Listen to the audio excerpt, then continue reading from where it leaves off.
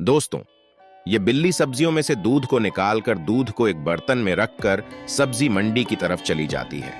और वहां पर पहुंचकर ये बिल्ली एक बूढ़े अंकल को ये दूध को बेच देती है और दूध बेचकर जो भी पैसे मिलते हैं उससे यह माँ अपने बेटे के लिए चिकन खरीद लेती है और चिकन खरीदने के बाद चिकन को अपने बेटे को खिलाकर वह अपने बेटे को पढ़ाई पर ध्यान देने के लिए बोलती है